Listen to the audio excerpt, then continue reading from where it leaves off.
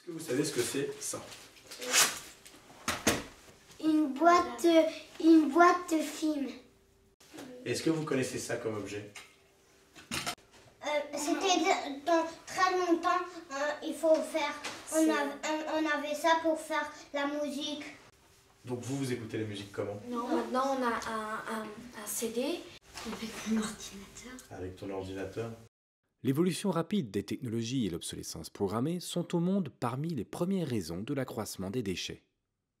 Au Luxembourg, chaque euro en activité économique produit 2,5 kg de déchets. Le secteur de la construction à lui seul consomme 40% des matières premières utilisées. Serons-nous capables de concevoir des produits qui seront modulables, réparables et modernisables? Serons-nous capables de découpler la croissance économique de la consommation de matières premières? La pluie, elle tombe d'où? Du ciel. Du ciel? Et la pluie, elle est venue comment dans le ciel? De la mer, il y a l'humidité qui va dans le ciel et ça fait une... Et puis quand les nuages sont vraiment pleines, elles se vident. La pomme, quand elle est mûre, elle tombe d'où? Elle tombe parfois des arbres. Et elle est montée comment dans l'arbre, la pomme? Elle a mûri sur l'arbre. Elle n'est pas montée toute seule. Non. La nature a mis 4 milliards d'années pour perfectionner le cycle biologique sans déchets. Serons-nous capables d'adapter notre logique industrielle linéaire et de la transformer en un système circulaire dans lequel la matière première rentrera dans des cycles infinis d'utilisation? Serons-nous capables de comprendre et d'établir des cycles technologiques et ainsi éliminer la notion de déchets de notre logique industrielle? Je vais vous demander de mettre la moitié du verre rouge dans le saladier. Voilà. Maintenant, Roman, je vais te demander de mettre la moitié du verre de verre. Maintenant, Olivia, je vais te demander de remettre le rouge dans le verre. Comment on va faire ça? Mais ça marche pas, c'est liquide. Et quand il y a des autres liquides ensemble, ça se mélange. En fait, j'aurais dû faire quoi? Le carbone. Parce que c'est des choses qui se mélangent pas. J'aurais peut-être dû réfléchir en fait avant. Une majorité des produits industriels sont des matériaux composites ou des alliages. Le simple mélange de matières premières rend leur séparation difficile et empêche de ce fait leur réutilisation à l'état pur. Pourrons-nous privilégier les monomatériaux dans le futur?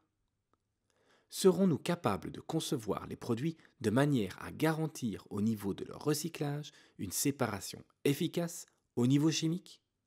Vous connaissez les Lego? Oui.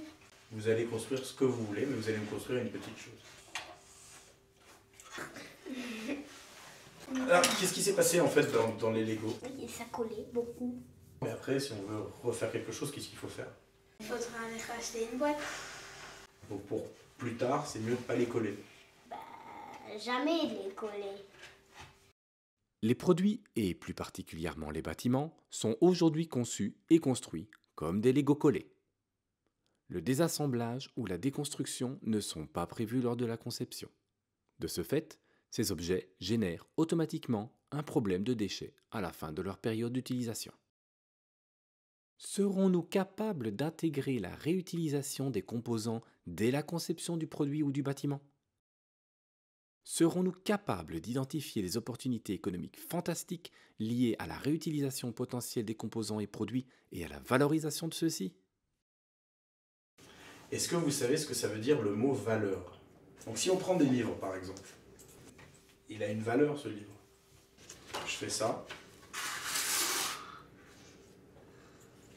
Est-ce que le livre il a la même valeur? Non. Donc ça vaut 5 euros. Oui.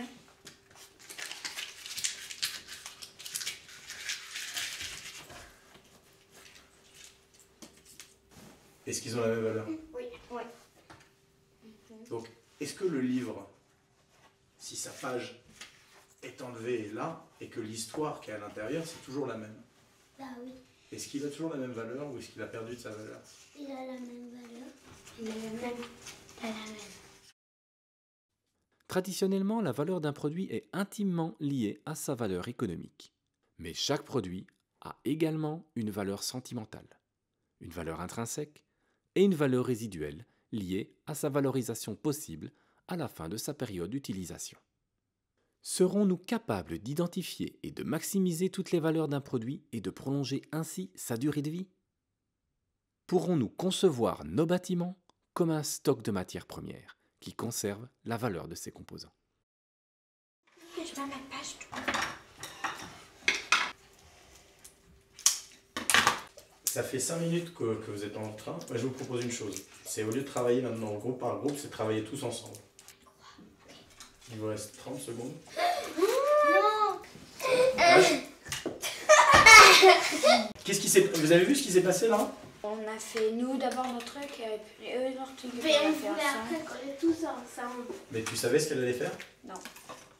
Bah non.